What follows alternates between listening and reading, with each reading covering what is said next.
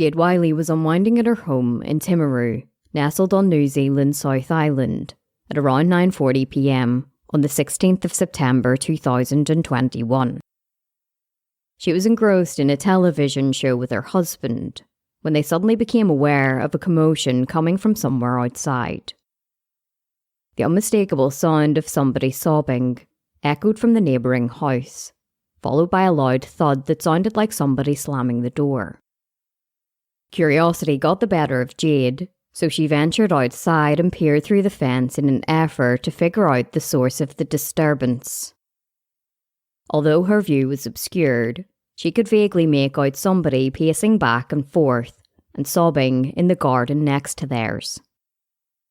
Moments later, the unknown person disappeared from the garden. At around the same time, Karen and Brad Cooper, who lived in the same neighbourhood, were alerted to the sound of a man in evident distress. The sounds quickly became louder and louder, and the man appeared to be screaming for help. Karen and Brad went to investigate, and they came across a man out the front of a home in the neighbourhood in a state of despair. He was crying and kept repeating, "Is this really happening?"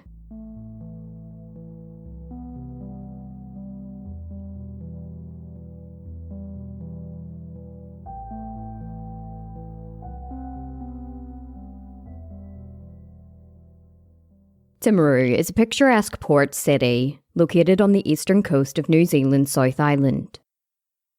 With its historic significance as a key port, Timaru plays a vital role in the regional economy, facilitating the export of agricultural products.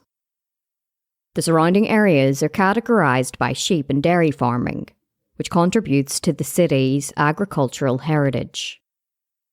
Along the coastline, residents have scenic views of the Pacific Ocean, in particular Caroline Bay, which is a popular beach along a boardwalk that often hosts events.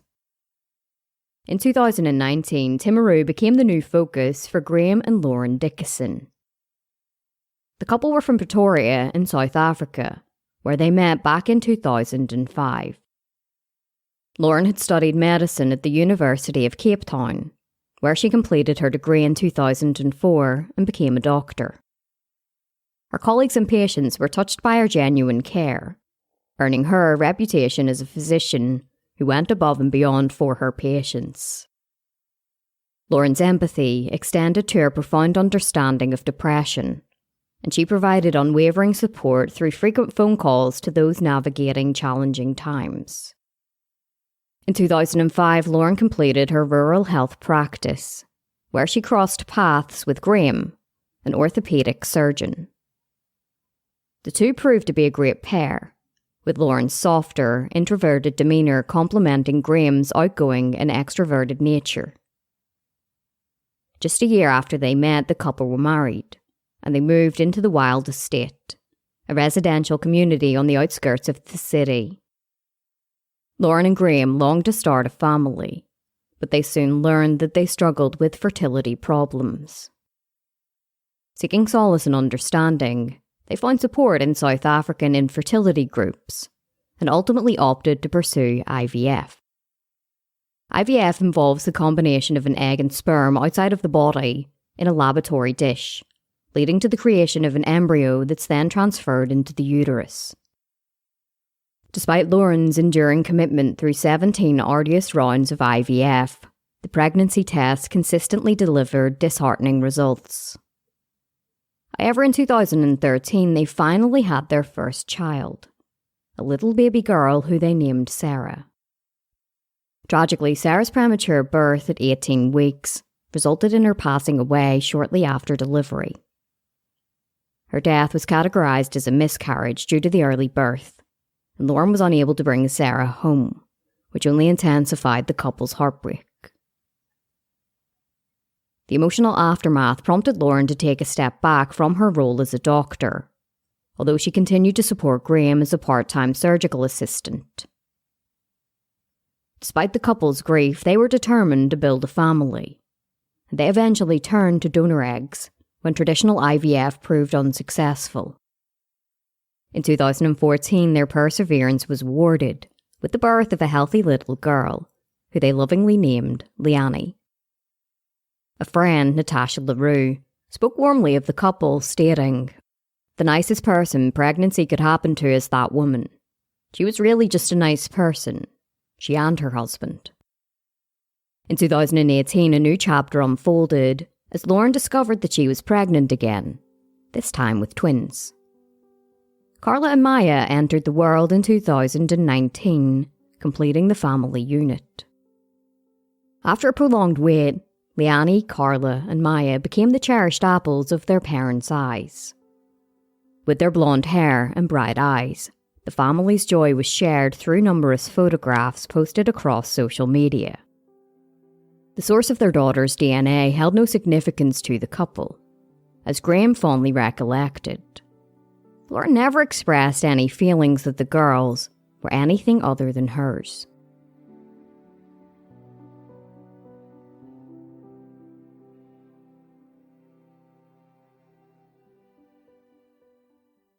In 2019, the Dickason family set their sights on new beginnings in Timaru, New Zealand. Graham had secured a position at Timaru Hospital, where the family found a rented home on Queen Street, conveniently situated just a stone's throw away from the hospital.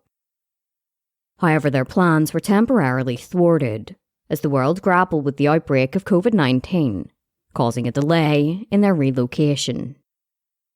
Finally, in August of 2021, the Dickason family packed up their belongings and made their journey over to New Zealand. Leanne was now 6 years old, while Carla and Maya were 2. Leanne had assumed the role of a typical big sister, showering Carla and Maya with love and affection. She could often be found holding their hands, cuddling with them, and expressing her deep love for them. Described by her Aunt Betty, Maya had a penchant for collecting and carrying toys in little handbags, earning her the endearing nickname of Little Bag Lady. Carla was described as the brave one among the 3 girls. She had faced a challenging start in life with a cleft lip. Despite the obstacles, multiple surgeries paved the way for Carla to thrive. Prior to settling into their new home in New Zealand, the Dickason family underwent a 2-week quarantine at a local hotel. Leanne, Carla, and Maya expressed excitement about the quarantine adventure, embracing the prospect of living in a hotel for a while. Lauren and Graham shared in their enthusiasm, regularly updating their Facebook accounts with posts about the unique, yet tough, experience. Graham proudly posted a photograph of their 3 girls at the airport, clutching a stuffed toy kiwi with their smiles brimming. Lauren sought some community input and asked for suggestions for schools and quality furniture shops to furnish their new home. However, the quarantine period proved more challenging than anticipated, with the family confined to their hotel room for 14 days. Finally, on the 11th of September, after what felt like an eternity, the family were released from quarantine. With the freedom to explore, they settled into their new house and quickly began transforming it into a warm and inviting home. At the hospital, Graham made friends right away, and their newfound community embraced them, making the Dickason family feel genuinely welcome. On the 16th of September 2021, 2-year-olds Carla and Maya were excited about their first day at preschool. Their older sister Leanne had started Timaru Christian School just the day beforehand. Despite being 6 years old, Leanne had experienced limited schooling due to the COVID-19 pandemic. Nonetheless, she approached her first day with confidence, leaving a positive impression on her teacher with her kind nature and friendliness. After school, Lauren picked up the girls and treated them to a visit to the local botanical gardens. As the girls played, a group of girls came up to Lauren and informed her that a boy in the park had taken a photograph of her girls. Concerned, Lauren swiftly gathered her daughters and returned home, leading her to question the decision to move to New Zealand. While New Zealand is typically ranked as the second safest country in the world according to the Global Peace Index, Lauren began to doubt her choice. Safety was one of the primary reasons for the family's move from South Africa. But now, Lauren was having her doubts. She wondered if they had made a mistake in moving halfway across the world. Lauren's apprehension lingered as she prepared dinner for herself and the girls. Graham had a work function that evening, so it would just be the three of them. At about 7 p.m, Graham kissed Lauren and the girls goodbye and set off. He was excited about the opportunity to meet some more of his colleagues and build some connections.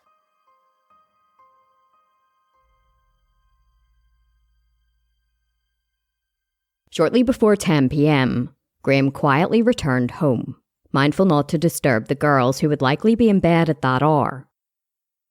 The home, which was usually echoing with the sounds of the television in the living room, was unusually quiet. Wondering about Lauren's whereabouts, Graham made his way to the kitchen, where he found her. He recollected. She looked strange. She looked wobbly, like she wanted to fall over. Graham asked his wife whether she was okay, but she didn't reply.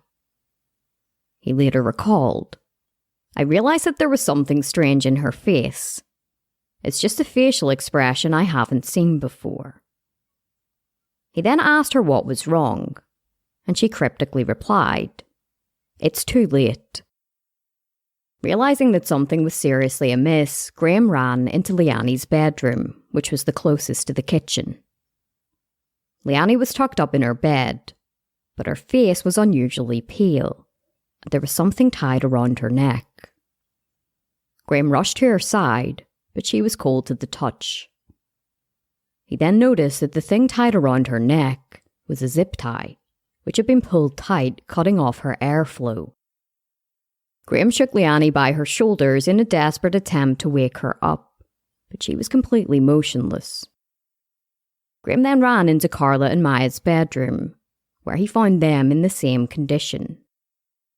He raced back to the kitchen and retrieved a pair of scissors to cut the zip ties constricting his daughters' necks. Despite his frantic attempts at life-saving measures, it became painfully clear, as Lauren had warned, that it was too late. Leanne, Carla, and Maya were gone. Seconds later, Lauren emerged in Leanne's bedroom. She slowly moved towards her bed and lay down. Overwhelmed by trauma, Graham fled from the home and urgently alerted his neighbours. He also contacted a colleague and asked them to come over and call police, as he was unfamiliar with the emergency number in New Zealand. Paramedics and police swiftly responded to the call, with constables Alexander Schrader and William Turnbull being the first to arrive. Upon entering the home, they noticed cut cable ties scattered on the floor. Their initial discovery was Lauren, who required immediate attention. Superficial cuts adorned her left forearm, and she had ingested an overdose of tramadol, which explained her disoriented state in the kitchen. Meanwhile, Turnbull continued his search throughout the rest of the home. In the next bedroom, he found Carla and Maya, tucked up in their beds with a stuffed toy. Leanne was laying on the floor nearby, having been carried there by her father. All three girls were devoid of any signs of life, and they were pronounced dead. Lauren was escorted into an awaiting ambulance, where she was transferred to Timaru Hospital and reported to be in a stable condition. The next morning, detectives made a public announcement. The investigation into this tragedy is still in its very early stages, but we can confirm that no one else is being sought in relation to the deaths of the three children. As news of the triple murder spread across the region, Lauren's parents, Wendy and Malcolm Fox, provided a statement. They said that they were devastated to learn of the tragedy, before adding, "The extended families are in a state of shock as we try to understand what happened. We ask for your prayers and support during this difficult time.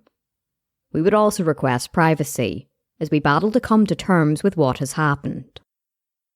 The South African community in Timaru came out in their droves to offer support for Graham, as an impromptu memorial began to grow outside the home the family had lived in for just a week. People placed down cards of condolences and bouquets of flowers, as well as teddy bears and trinkets. Martin Reyneck of the South Africans in Timaru group touched on the collective grief, stating, "Our hearts are breaking for their family back in South Africa and around the world who will wake up to this terrible news." Since the family had just moved to New Zealand, Graham didn't have much of a support network. He had only just started working at the hospital, and all of his family, other than Lauren and the girls, still lived in South Africa. Just the next day, Lauren was charged with the murders of Leanne, Maya, and Carla. People across the nation were stunned and horrified by what Lauren had done, and many questioned how a mother could kill her own children. According to the family's friends and former neighbours in South Africa, Lauren adored her children. The family's former caregiver in South Africa, Mandy, commented, "I never saw any fight in that family or anything. We treated each other as family. I was family too. There was nothing wrong." However, those acquainted with the family sensed that there was more to the story. They wondered whether it was the stress of moving to New Zealand, or possibly from being quarantined for so long. Yet, as the old saying goes, appearances can be deceiving. Despite outwardly portraying the image of a perfect mother, Lauren had been grappling with mental health challenges. Her struggles with mental health traced back to her teenage years, marked by issues of anxiety, depression, and perfectionism.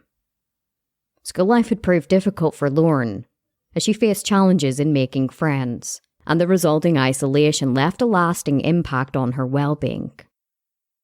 Following the tragic loss of Sarah, Lauren received a diagnosis of major depressive disorder, with an underlying anxiety component, attributed to postpartum depression. She was also diagnosed with intermittent mood disorder, with clinical observations noting her tendency to set high standards for herself.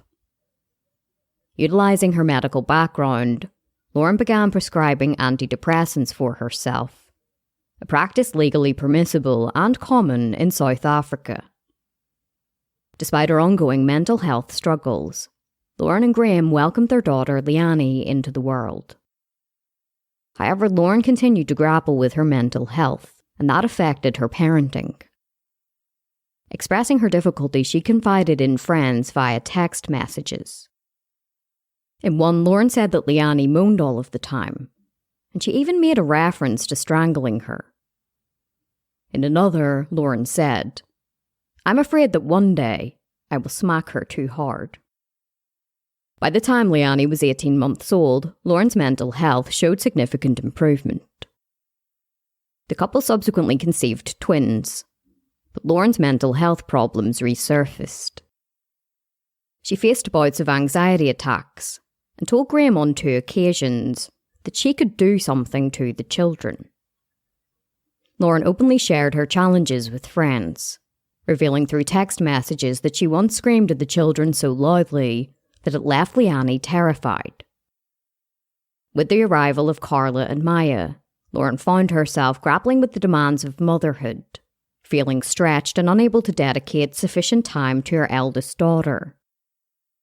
As a perfectionist, she struggled to navigate the chaos of the girls' behaviour, their playfulness, and the energetic running around the house. In an attempt to support her, Graham consistently sent heartfelt messages, reassuring Lauren of her worth as a mother. In one message, he wrote, "You're a wonderful mother. You have beautiful children. You give up so much for the kids. I see it." Despite outward appearances, some of Lauren's closest friends knew the truth about her inner struggles. She had confided in them, expressing her difficulties in coping with motherhood. In one text message, she revealed, "I'm being treated for depression, but even though the medicine works most of the time, I get overwhelmed so easily, and the anxiety gets so bad that I can't eat, sleep, or function properly." Adding to her challenges, Lauren lamented about the unruly behaviour of her children in another message, describing the twins as like terrors for the past 2 days. She said they were engaging in disruptive activities such as screaming, slapping, throwing food, biting and pushing. Seeking guidance and structure, she mentioned spelling out rules to manage their behaviour. It was shortly after this that Lauren and Graham made the decision to relocate to New Zealand. However, as they prepared for the big move, Lauren found herself grappling once again with her mental health. The onset of the COVID-19 pandemic heightened stress levels, prompting the family to pack up their belongings and temporarily move into Graham's mother's home. They originally intended to stay for a brief 4 or 5 days before flying out to New Zealand, but their plans were disrupted when Lauren's food operation faced delays. Meanwhile, South Africa was engulfed in serious riots, looting and political unrest, adding an extra layer of anxiety for Lauren, even though the disturbances were not directly affecting their location. During the pre-flight COVID test, one of the girls tested positive, necessitating a 2-week self-isolation at Graham's mother's home. This extended period of confinement took a toll on Lauren's mental well-being. She was struggling to eat and sleep, and she distanced herself from Graham and the girls. With Graham's increased presence due to the lockdown preventing him from working, Lauren began feeling as though the girls preferred him over her. When Graham recalled the situation, he noted, "She verbalised on multiple occasions that she doesn't seem to think she's a good mother, and I've always reassured her." As the move to New Zealand approached, Lauren made the decision to discontinue her medication. She had concerns that the use of chronic medication might impact their immigration application, considering New Zealand's stringent requirements. Instead, Lauren opted for a lifestyle and health plan to manage her mental health issues, marking the first time she had come off medication in 12 years. She noted improvements in a text message to friends, expressing, "The girls are so wonderful now. I haven't cried in a long time, and that big black cloud is going away quickly too." Upon their arrival in New Zealand, Graham perceived a positive change in his wife. While not fully back to being her old self, Lauren appeared to be functioning better. Graham actively sought ways to support her, reaching out to colleagues' wives to provide a sense of community. The family received invitations to social events, including barbecues and dinner invitations, and Graham believed that Lauren's struggles were on the path to resolution. However, the optimistic facade soon shattered. Around the same time, Lauren expressed regret about the move in a text message to a friend, sharing, "I wonder what the hell we did. Everything's so strange here. We're all very restless and emotional." Following Lauren's arrest for the murders of her 3 daughters, detectives interviewed Graham about her mental health struggles. He conveyed that while Lauren ensured their daughters were well cared for, she was never particularly nurturing. He explained, "She wasn't somebody who would pick them up and cuddle them often, but she also didn't spank or harm them. She cried a lot, and she often couldn't say why." Graham disclosed during the interview that Lauren had mentioned twice the idea of doing something to their children, but she had consistently sought help, reaching out to her psychologist or a doctor. During one moment of distress in May of 2019, Lauren expressed feeling like she could do something to the babies without specifying. Graham attempted to comfort her, eventually involving her mother in the conversation. Despite their efforts, Lauren didn't respond, and Graham suspected she had an anxiety attack that was fueled by sleeplessness, fatigue, and frustrations with the children's sleep patterns. Although things improved temporarily, in July of 2021, as the couple prepared to move, Lauren broke down again. This time she mentioned making an end to it all by sedating the girls and then cutting their arteries. After a bath that night, Graham addressed her concerns and asked if she thought she could ever actually do something like that to the girls. Lauren said she couldn't, and she said that she was just struggling with her anxiety. Graham suggested a psychiatric ward, but Lauren refused, fearing it would jeopardise their plans to immigrate to New Zealand. During another incident while living with Graham's mother, Lauren admitted to having that feeling again. Graham urged her to take her anti-anxiety medication, and he said that things returned to normal. Graham was obviously very concerned about his wife's well-being, but she had been taking a proactive approach to her mental health. Whenever she had these feelings or thoughts, she booked an appointment with the doctor. Graham never thought in a million years that she would ever actually harm herself or the girls.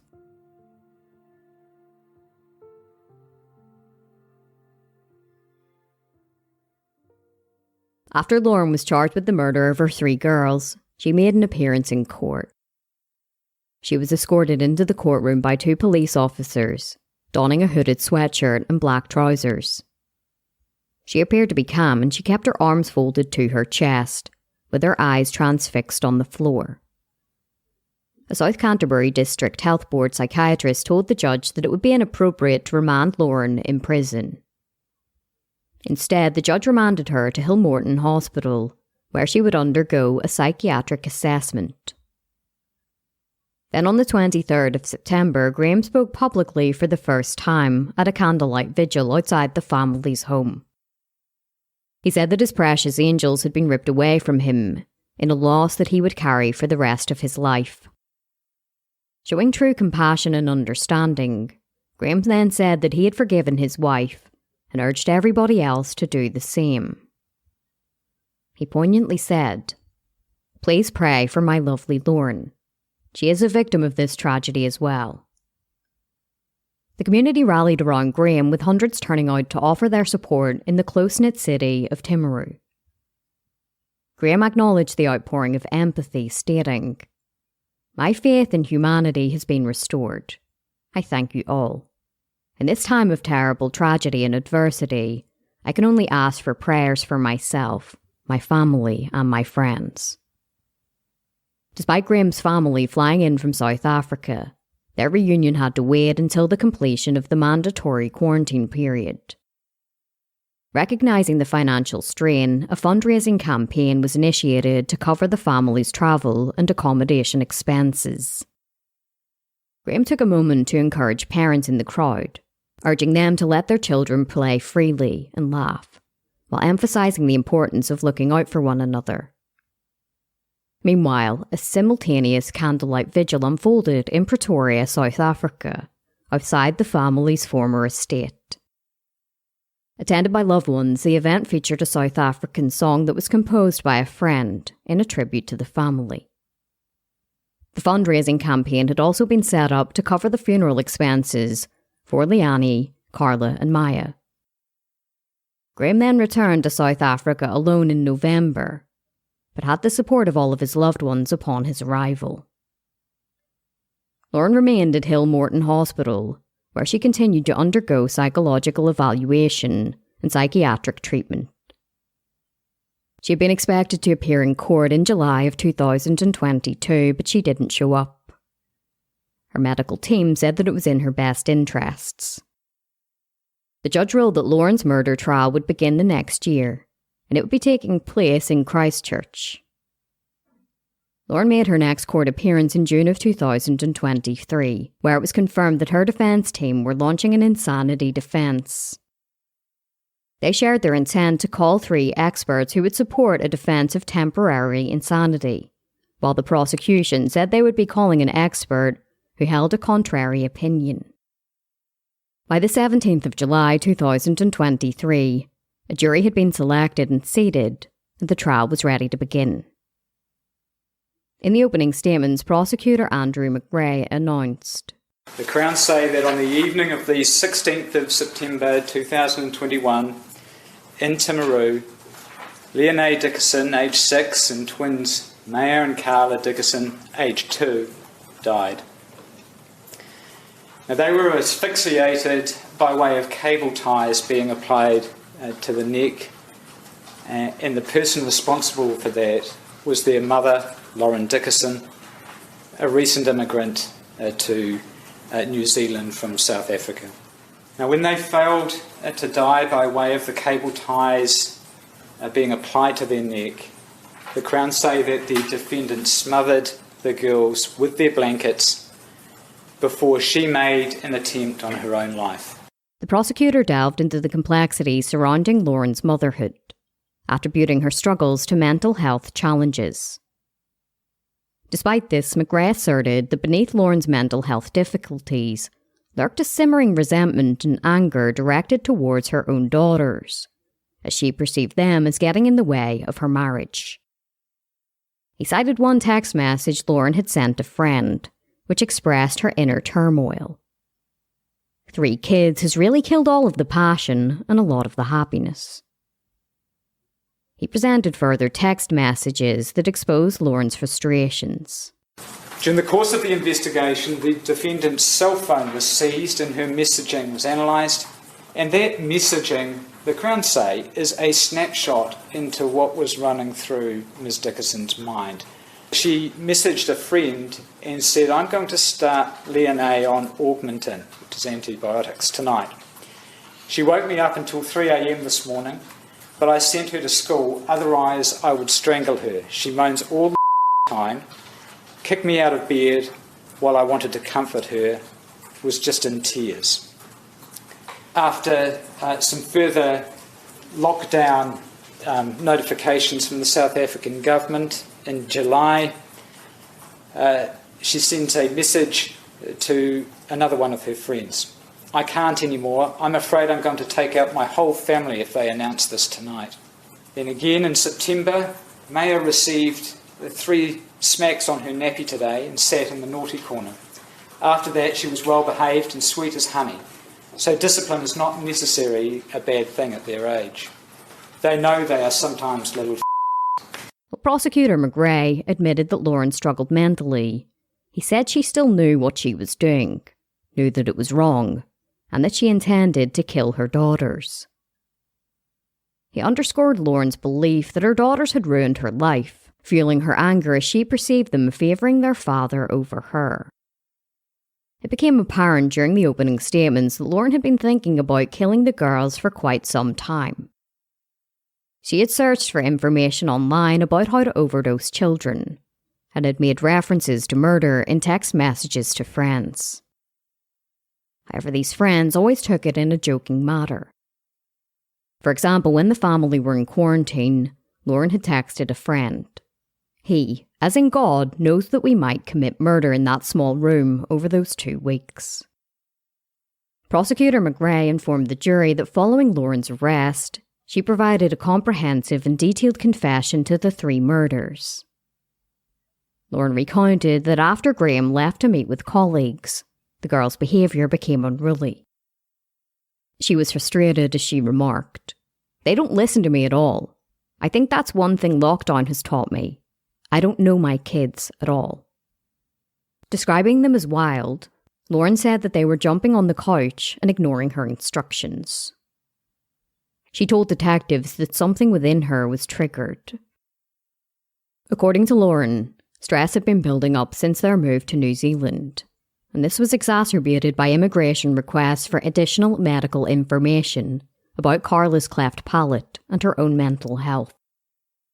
Feeling overwhelmed, she said she even lacked the strength to make the children's school lunches each morning. Upon being triggered, Lauren said she went into the garage and retrieved zip ties. She then gathered Leanne, Carla and Maya in one of the bedrooms and told them they were going to make necklaces with the zip ties. She then told them, "Mummy's very sick and she's going to die.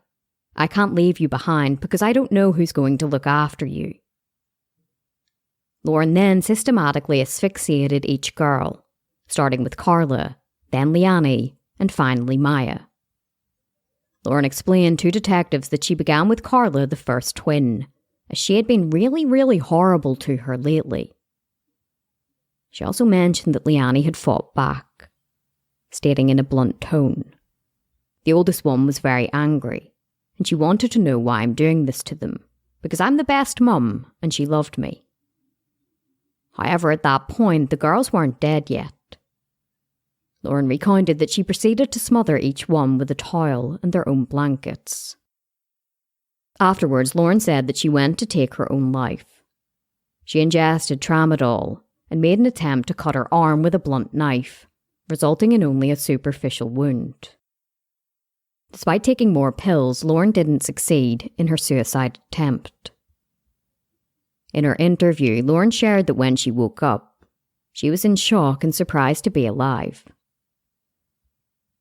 During defense attorney Karen Beaton's opening statements, she portrayed her client as a loving mother who had faced challenging periods in her life. She emphasised that Lauren was not inherently a bad person. Lauren Dickason was a loving mother and wife. She loved Leonie, Maya and Carla very much, and yet she killed them. And as you've just heard, it was violent and it was prolonged. But afterwards, she put her girls in their beds, she tucked them in with their soft toys, she covered them up with their blankets, and then she took an overdose of pills trying to kill herself. But she failed. Defence attorney Beaton argued that Lauren was experiencing a severe mental breakdown at the time of the murders and rejected the prosecution's version of events and motives. She also challenged the notion that if Lauren simply wanted more time with her husband, she would have taken her life only. According to the defence, Lauren, in her deeply troubled state, believed that when she decided to end her own life, she had to take the girls with her. The defence attorney also disclosed that Lauren had confided in Graham and doctors about previous thoughts of harming her daughters. Defence attorney Beaton concluded with a tragic acknowledgement. But tragically, no one realised how unwell she was until it was too late. The first witness in the trial was Graham, who testified via video link from South Africa, as he didn't want to return to New Zealand. He provided insights into Lauren's mental health struggles, revealing that she had previously mentioned thoughts of harming the girls. Despite being aware of Lauren's problems, Graham never believed that she was actually capable of hurting the girls. Graham revealed that when he returned to his mother's home after the murder, he discovered 3 zip ties hanging in the cupboard. He described Lauren as a non-violent person, and explained that after expressing concerns about hurting the girls, she had sought help from a doctor. By the next morning, she appeared to be back to normal. Graham attributed her comments to anxiety attacks and said, "If I suspected that anything like this could happen, I would never have even come to New Zealand." During cross-examination by defence attorney Anne Tui, Graham was questioned about why he didn't take more action. Defence attorney Tui clarified that the defence did not place blame on Graham for the events. I want to start by acknowledging your loss, Mr. Dickason, and how difficult evidence has been for you. It is not the defence case that you are to blame in any respect for what happened. The defence attorney acknowledged Lauren's struggles before the move, citing her weight loss and frequent crying. Graham replied and said he believed that Lauren's anxieties were responsible for her emotional state, and thought that moving to New Zealand, a safer country, would alleviate those anxieties. One of the main things that appeared to be causing Lauren's stress was the unrest that had broken out in various parts of South Africa. Following Graham's testimony, the prosecution entered various text messages from Lauren into evidence. The purpose was to prove that Lauren felt resentment and anger towards her children, and had done so for some time. In one conversation, Lauren was asked by a friend about a Netflix show that she was watching. Lauren had replied, "Very good. Otherwise, I'm trying not to murder the twins." In another text message, Lauren touched on her outbursts, telling a friend, "It feels like my fuse is so short. I want to explode over the smallest things." She told her friends that she regularly wanted to smack the girls, but she was stopped by Graham. During a discussion about a couple she knew who'd divorced, Lauren had said she would rather divorce her children. She then added, "I wish I could give them back and start over. I would decide differently." In another text message, Lauren had said she was afraid that one day she would smack Leanne too hard. In another, she expressed, "Leanne kept me awake until 3 a.m, but I sent her to school. Otherwise, I would strangle her. She moans all the fucking time." In various text messages, Lauren questioned how other parents seemed to make it look so easy when she was really struggling. Just the night before the girls were killed, Lauren had texted a friend, "Our kids are driving us crazy. They're wild, cheeky, and disobedient. Graham and I are run down." The testimony about Lauren's ominous searches were also presented to the jury. She had researched terms such as most effective overdoses in children, drugs to overdose kids, and common culprits of medication overdose in children. The most recent search was just a month before Lauren killed Leanne, Carla, and Maya. The testimony then shifted to Lauren's frame of mind at the time of the murders. The defence said that all of the defence experts agreed that there was an altruistic motivation, meaning that Lauren had killed the girls out of love. Dr. Susan Hatters had interviewed her over the course of 4 days and testified. She said caring for her children was the hardest thing she'd ever done, and she found managed isolation overwhelming. The psychiatrist said that Lauren had ongoing thoughts about hurting her children, and that these thoughts were her own. She noted that Lauren had a profound sense of hopelessness, and shared an intense fear and worry that something bad was going to happen to her or her husband. She testified, for example, that they would get cancer or die in a car accident. Her thoughts of harming the children were in that context. It was Dr. Hatters Friedman's opinion that Lauren didn't grasp the full extent of the situation, that she was delusional and psychotic, and that she should be considered not guilty by reason of insanity. Dr. Lauren Dickason was laboring under a disease of the mind to such an extent that it rendered her incapable of knowing that her acts were morally wrong. 2 more defence experts agreed with the conclusion that Lauren wasn't legally responsible for the 3 murders. The next expert witness was Dr. Eric Monasterio, a forensic psychiatrist who had interviewed Lauren after her arrest. Lauren told him that she couldn't form a connection with her 3 daughters and often felt underappreciated by them. She said that when Graham focused on the girls, she felt alienated. It was Dr. Monasterio's opinion that Lauren didn't meet the threshold for insanity, and that she wasn't experiencing psychosis or delusions at the time of the murders. He further said that Lauren wasn't suffering from postpartum depression at the time, but that she was depressed. The prosecution also called on forensic psychiatrist Dr. Simone McLeavy, who said Lauren intended on Leanne, Carla, and Maya dying, and that she was fully aware of her actions. She said that any altruistic motivations were formed by control and anger at the prospect of another woman raising her children if she just killed herself. She recalled an, quote, out-of-body experience, like I was up above, end quote. At no point in time did she reconsider what she was doing, explaining, quote, they would have known what I did. Any altruistic motivation was, in my opinion, fueled more so by a need for control and anger. She agreed with the other prosecution expert that Lauren didn't meet the threshold for insanity. Following their testimony, the trial was complete. During closing arguments, Prosecutor McGray said that while Lauren was significantly unwell with her depression, her condition wasn't bad enough to have the defence of insanity. He maintained that Lauren had killed Leanne, Carla, and Maya out of anger and a need for control over her family. She acted methodically and purposefully, perhaps even clinically in what she did. He also said she knew what she was doing and the consequences, but still didn't contemplate stopping. She went as far as to smother them when she saw that they were still breathing, after she had asphyxiated them with zip ties. He said to the jury, Once she started doing what she was doing to the girls, there was no turning back. The Crown say she was not insane. She was not so unwell that she didn't know her actions were morally wrong. During her closing arguments, defence attorney Beaton said that there was no way Lauren's actions were murder.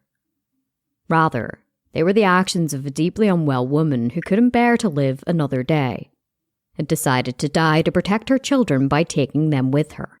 Lauren was so deep into depression, so removed from actual reality and disordered in her thinking, that she decided to die and to take her daughters with her. She further announced, her beautiful girls, who she loved so much. The deaths don't have anything to do with anger or resentment, and have everything to do with a severe mental illness. The crux of the case truly hinged on whether or not the jury believed that Lauren was insane at the time of the murders. They had been given multiple polarising portrayals by defence experts and prosecution experts. They had 4 final options: guilty of murder, guilty of the lesser alternative of infanticide, murder not guilty on account of insanity, and infanticide not guilty on account of insanity. The jury were then sent off to deliberate, and they returned to court the next day to deliver their verdict. Lauren Dickason was found guilty of the murders of Leanne, Carla, and Maya. The jury had not reached a unanimous vote, voting 11-1 for a conviction, a split which is allowed under New Zealand law.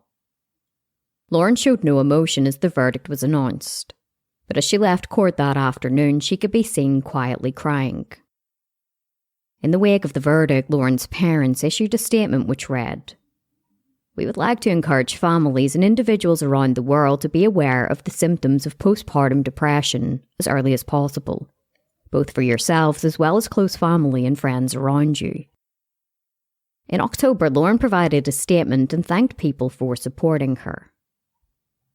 While she was convicted, many people felt that the verdict was wrong, and that Lauren had been suffering from postpartum depression, something that's widely misunderstood even today.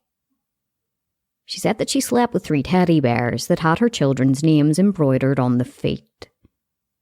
She wrote, "I sleep with the teddy bears at night, to hold them close and remember all the wonderful cuddles my girls used to give me." Lauren Dickason is currently awaiting sentencing, and she's looking at a sentence of life in prison. While Lauren Dickason awaits her impending sentence, the public discourse surrounding her culpability remains sharply divided. On one side, she is painted as a remorseless child killer, driven by a sinister desire to seize control within her own family dynamic. On the opposing front, a contrasting narrative unfolds, one that casts Lauren as a tragic victim ensnared by the clutches of postpartum depression, a mental health struggle that persists in being widely misunderstood and stigmatized.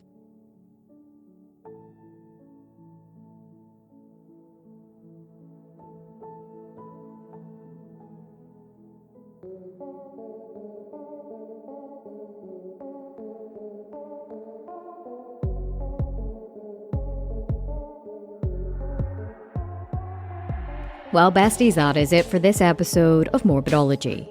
As always, thank you so much for listening, and I'd like to say a massive thank you to my newest supporters up on Patreon, Dominic, Michelle, and Peggy. You can join us up on Patreon for as little as $1 a month, and there are absolutely no obligations. You can cancel your subscription anytime. I upload ad-free and early release episodes behind the scenes, and I also send out a handwritten thank you note along with some Patreon exclusive merch. So if you'd like to join us up on Patreon, the link is in the show notes. If you'd like to support the show in another way, please consider leaving me a rating and review on Apple Podcasts or Spotify. Ratings and reviews are a super easy way to support a show that you like, and I genuinely do appreciate the feedback. Remember to check us out at morbidology.com for more information about this episode and to read our true crime articles. Until next time, take care of yourselves, stay safe, and have an amazing week.